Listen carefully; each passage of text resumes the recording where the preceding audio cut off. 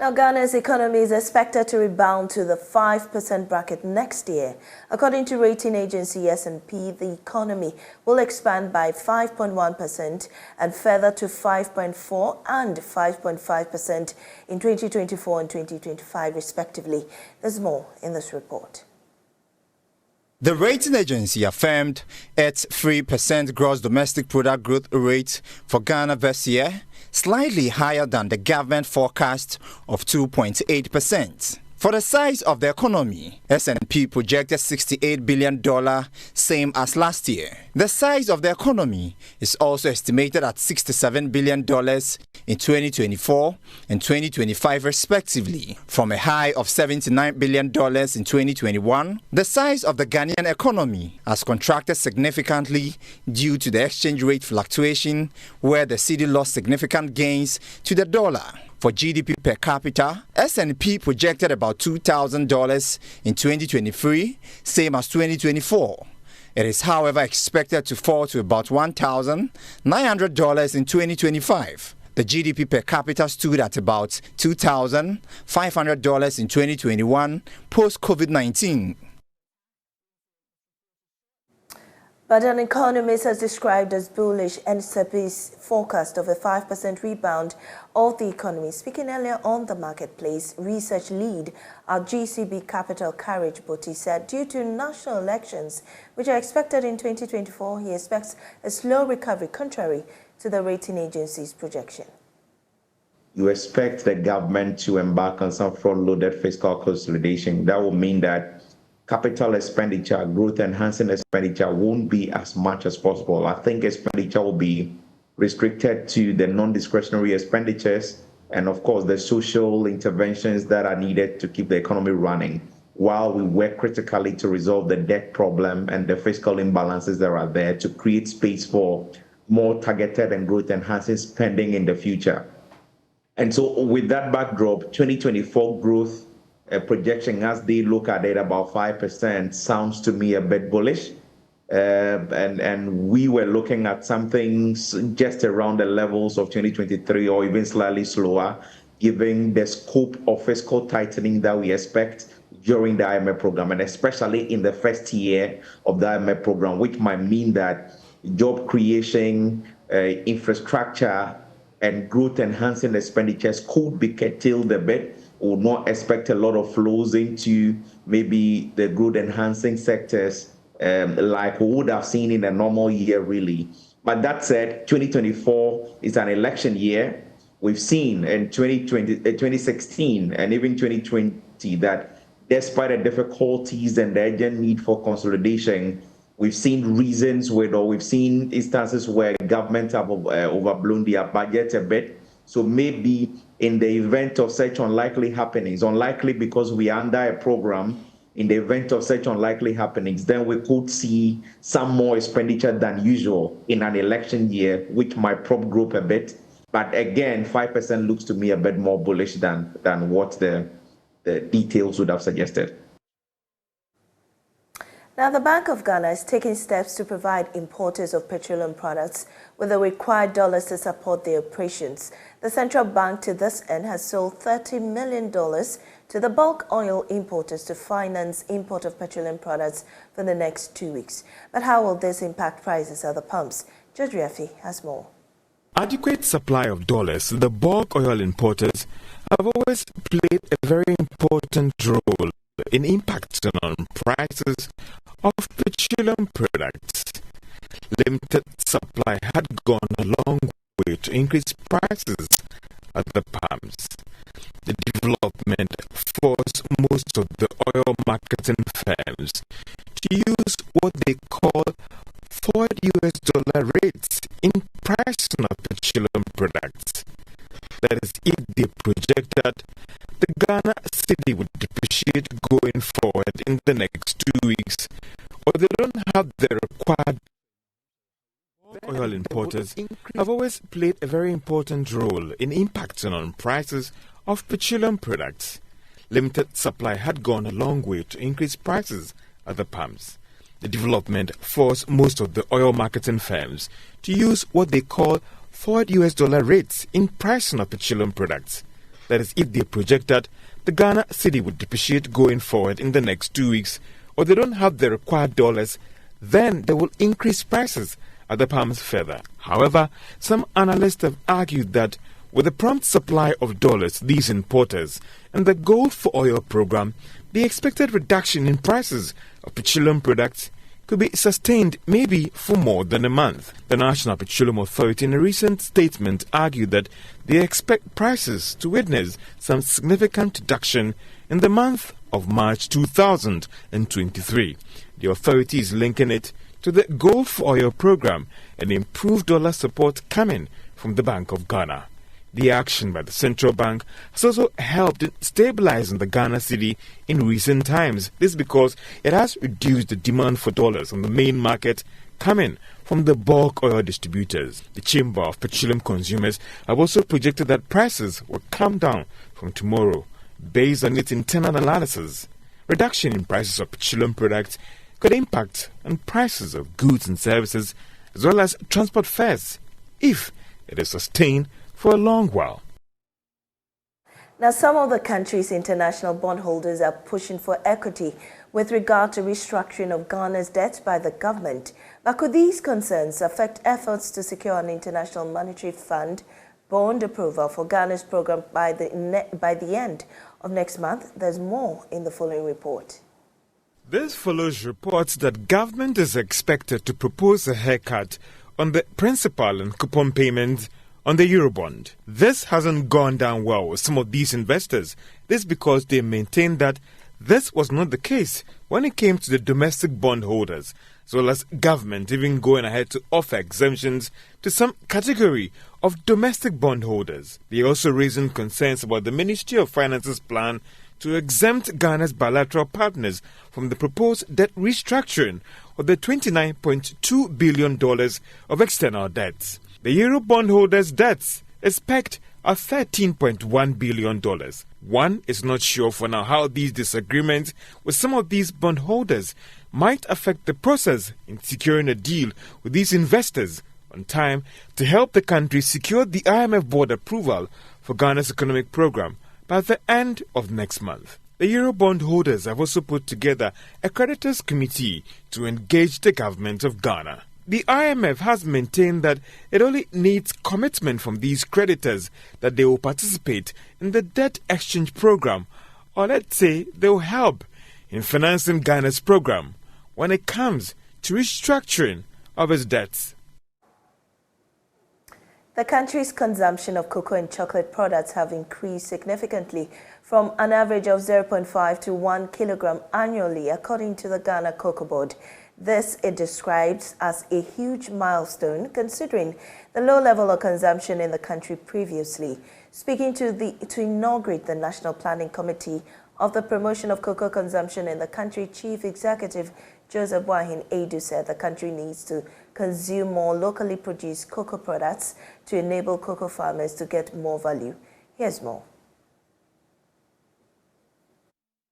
Cocoa Board's quest to increase consumption to about 5 kilograms a year in the near future, with the world average chocolate consumption estimated at 0.9 kilograms per capita a year. Ghana is now consuming 1 kilogram per capita a year after a series of campaigns to get the products in various local institutions. Chief Executive of Cocoa Board said this significant jump in consumption will add to the value for cocoa farmers in the near future. Average in Europe is 5 kilograms per head. Switzerland is 11 kilograms per head. Germany 9.1. Estonia 8.3. Per capita chocolate consumption per year for Africa is 0.5 kilogram. And Ghana is now 1 kilogram. The global chocolate industry from bean to bar is estimated between 130 billion and 150 billion United States dollars annually. Unfortunately, only between 6% and 6.6% of this projected amount comes to the producers. An indication that the real value of cocoa is in the processing and value addition. The 9-member committee, chaired by the Deputy Director of Public Affairs of Cocoa Board, Fifi Boafo, is to ensure promotion of cocoa products and domestic consumption in all sectors of the economy. He therefore assures of all efforts to make chocolate products available for local consumption. Already, we've seen the commitment demonstrated by the management of Cocoa Board, but we believe that it requires more than the commitment that has been shown, and we need more commitment and support to achieve the various proposals that will come out from this committee. And we'll plead that when these proposals come before you and other state actors, it shall be given the necessary attention and support to make it work. When the industry improves, benefits will be there for all of us. In fact, it will create employment. It will bring in foreign exchange. Terms of reference for the committee includes developing a strategy document for the generic promotion of cocoa consumption in the country, among others. The former CEO of Stanbic Bank Ghana, Dr. Alassane Andani, is urging real estate developers to manage their capital to enable them to survive in these turbulent economic times. According to him, it will not be profitable for developers to borrow money to invest in their projects, considering the current economic crisis and the incessant increase in prices of materials. He spoke at the annual CEO's breakfast meeting. The Ghana Real Estate Developers Association's annual CEO's breakfast meeting was held under the theme Overcoming the Turbulence in the Current Financial Crisis and the Impact on the Real Estate Industry. Members of the association outlined the rising cost of materials, shortage of skilled labor, and low technology adoption as some of the challenges bedeviling the real estate industry. In an interview, former CEO of Stanbic Bank Ghana Limited, Dr. Alassane Andani, advised real estate developers to preserve their capital and avoid borrowing since it could be costly due to the rapid increase in the cost of materials. I think the current economic environment, characterized by very high interest rates, characterized by high exchange rates, and a lot of governmental pressure, because this economy is driven largely by government activity, government trying to reorganize its own affairs. I think anybody in the real estate sector must be taking some time to refocus their business, preserve their capital, ensure that they can let go of certain high market margins and recover whatever capital sits in their current assets, and look at how to plan for the future, because it will be difficult now to borrow and or import anything into such turbulence. So I would advise that most of the developers, would rather re-engage and look at how they manage their capital, and also taking all the fluctuations that are coming up. Certainly, this is not a good time for anybody with such the cash conversion cycle, or the time from investment to cash for any real estate person is probably 24 to 36 months, and it's too long a time to hibernate capital at 35% or more. Deputy Minister of Works and Housing, Abanga Abdullahi, said government plans to provide estate developers with lands for them to build houses that will cater for the country's housing deficit. As a government, we are currently running a program whereby we provide land, and in addition to that, we try to develop the land. So we provide infrastructure onto the land, and with that, we think that should be able to reduce the problems that grader and other developers go through before they secure land. Like from the discussion, you can see that most of the challenges that developers go through, one of the main ones has to be with the land issue, how to secure land. We all know in this country, the issue of multiple land sale, and so government is secured a lot of land, and we are ready to give it out to grader members so that they can develop it and sell their houses at affordable prices, so that the low-income earners can have access to those houses. The members were encouraged to use more local materials in their projects to reduce over-reliance on foreign material. Now, the Africa Continental Free Trade Area has been petitioned to address human trafficking and modern slavery in the supply chain of ACTA participating companies. Chief Executive Officer of Challenging Heights, James Kofi Annan, who submitted the petition, is requesting that AFTA establishes an initiative that obliges its members to approve corporate policies that address supply chain issues, as well as to address its own internal human rights issues. There's more in this report. According to Challenging Heights, the petition is to avoid the risk of international product sanctions, as well as to enhance international consumer and investment confidence in the participating companies within the AFTA agreement.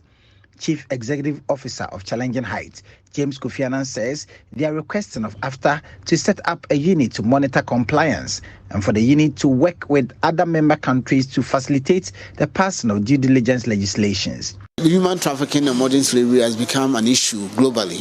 So Ghana has a law against human trafficking, just like so many African countries. But countries within the AFTA enclave or the AU region do not have laws that requires companies to address modern slavery and human trafficking issues within their supply chains. Unlike other countries like Netherlands, Germany, Australia, and all those countries have enacted due diligence laws against human trafficking and modern slavery in supply chains of companies. And so any company that is dealing or doing business with companies in their countries would also have to fulfill or comply with those laws. Various countries and states outside the AU region have passed various laws and regulations that address human trafficking and modern slavery, from victim protection to addressing supply chain issues related to modern slavery. James Kofi Annan says AFTA has an opportunity to leverage existing national and international regulations and initiatives to establish initiatives that will provide participating companies the obligations to address human trafficking and modern slavery in their supply chains. Now we know that the aim of AFTA is to basically do more exports, manufacturing exports. So which also means that the AFTA companies cannot work in isolation. They will have to work in tandem with companies in Europe, in America, in Australia, in Asia, all those countries. So if we do not have a law that compels these companies to address issues of modern slavery and human trafficking within their supply chains, then those countries' law will compel them to comply. Now, the international consumer agencies are not looking at the fact that, you don't have slavery or human trafficking in your supply chain at all. But they are looking at what efforts. Remember what happened to the cocoa industry. When they realized that Ghana and Cote d'Ivoire were making efforts, they opened up the space again. And we were able to then export our beans to those countries, and the chocolate industries had the freedom and the peace of mind to do their businesses. Richard Kojenyako for Joy Business. Federation of African Medical Equipment Disposable Devices Manufacturers and Suppliers say about 98% of all medical devices used in Ghana are imported. The Chief Executive Officer of the organization, Anthony Amika, describes this as worrying and calling on investors into the sector to encourage local production. He was speaking at the India-Ghana Farmer Business Summit in Accra. There's more in this report. The India-Ghana Farmer Business Meet, a forum under the auspices of the Pharmaceutical Export Promotion Council of India, Pharmacel, is aimed at providing pharmaceutical companies from India the needed help to explore the African markets. In all, 44 pharmaceutical companies arrived in Ghana for the summit. Speaking at the opening ceremony, the Director of Pharmaceutical Export Promotion Council of India, organizers of the event, Murali Krishna, explained further what the summit seeks to achieve. Our objective is to promote trade in pharmaceuticals and daily products with African countries and all the regions for the region. And we are here to promote bilateral trade between India and Ghana, and also to see how best we can cooperate with Ghana in the area of pharmaceuticals. Our delegation is also looking at joint ventures and also possible investment opportunities. The Chief Executive Officer of the Federation of African Medical Equipment Disposables, Device Manufacturers and Suppliers, Anthony Ameka, called for partnership to improve local production of pharmaceutical equipment. Ghana, based on our learning from the COVID-19 pandemic, we need to think outside the box. And thinking outside the box is to reduce our volume of import and increase local production. So we are looking at how we could build synergy, partnership, joint ventureship with the companies to be able to produce locally. If you look at our local consumption now, for instance, when you take the medical devices and equipment, if you are importing 98% of product into the country, it means we have a lot to do. We cannot continue, we cannot sustain this. Gloves, medical consumables, all these are imported into the country. So we need to form that partnership.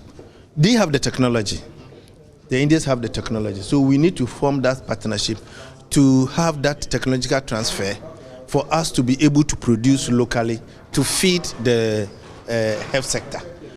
Meanwhile, the president of the Pharmaceutical Society of Ghana, Samuel Ekodonko, believes the business leverage the summit will offer will go a long way to help Ghana's 50-50 import local production targets.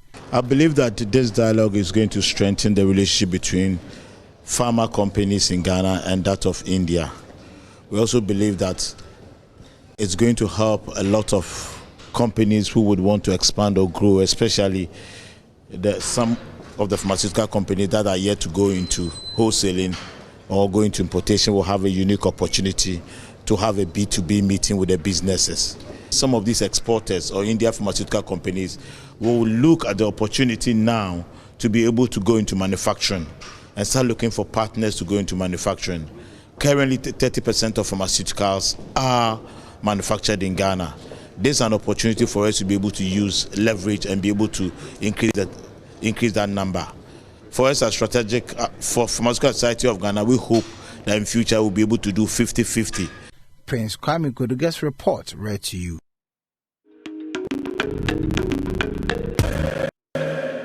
Hello, welcome to Money Lab. My name is Jifa Fiati. In today's episode, we're talking about the various types of insurance products on our market. Today we're looking at motor. Yes, motor insurance. Motor insurance is compulsory under the laws of Ghana, and every vehicle owner must ensure that they have at least the third-party motor insurance cover to cover the liabilities of third parties, be it persons or property.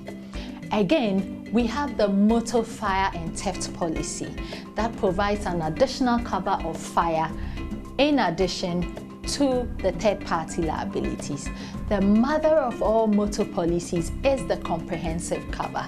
This ensures your vehicle plus the liabilities of third parties. It is important you check the validity of your motor insurance. Please dial this code *920 *57#. I take it again, *920 *57#. Thank you for tuning in.